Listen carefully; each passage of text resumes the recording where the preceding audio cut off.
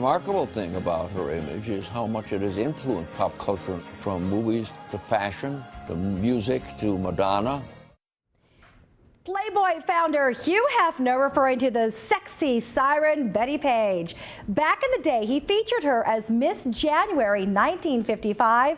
Now this famous pinup is being featured in a new documentary called Bettie Page Reveals All, and it's making its world premiere at the Orleans Hotel and Casino tonight.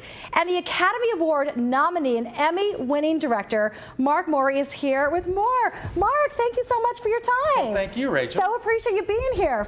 I know, I mean, this is honestly, people have been fascinated with Bettie Page now for decades. There's a store here in Las Vegas, there's still calendars, there's still legions of fans who love her.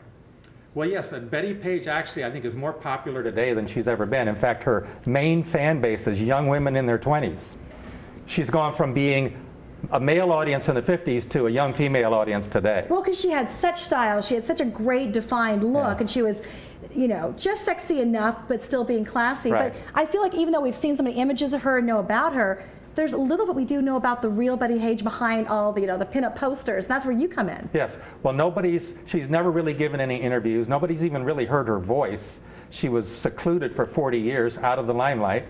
So I was one of a handful of people who actually knew her in person in her later years, and she allowed me to make this documentary. In fact, she narrates it. She tells her own story. Wow. Yes. And what is the most surprising thing about Bettie Page that you discovered that would shock us as fans? Well, I don't know if it would shock you, but her personality that you get in her narrating her life story, then you understand the magic of the pictures when you get to know her personality in the film. Really? Yes, exactly. She was even more vivacious in person, right? Yes, yes. Was she ever like surprised by her willingness to be so bold at a time where people were a lot more modest and this was kind of almost taboo? Well, this is the unique thing about Bettie.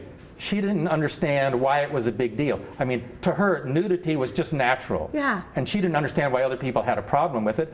And even in the later years, she couldn't understand why people were interested in her. Really? Yes. So she never fully comprehended her whole popularity? She barely comprehended it. She just couldn't get over it. And she talks about that in the movie. Now, of course, you know, she's had so many legions of famous fans, too. Hugh Hefner, Katy Perry. There's a lot of people out there who've kind of stolen some of their style or individual looks from Bettie Page. Well, and even Beyonce did a whole video imitating Why Don't You Love Me? She actually imitates Bettie Page's moves, Bettie Page's movies, and we show that in the film too. Oh, I think that's so great. And perfect that you picked Las Vegas to do the world premiere. Do you think because of the connection with what we celebrate here in our city? Well, yes, it's the connection with what Las Vegas is about, and especially because Viva Las Vegas, the Rockabilly Weekend, is here this weekend, and of course Bettie Page is their patron saint. Of course. So half the girls there have the Bettie Page bangs and look like her. So. I think it's like so exciting. So it's tonight at the Orleans.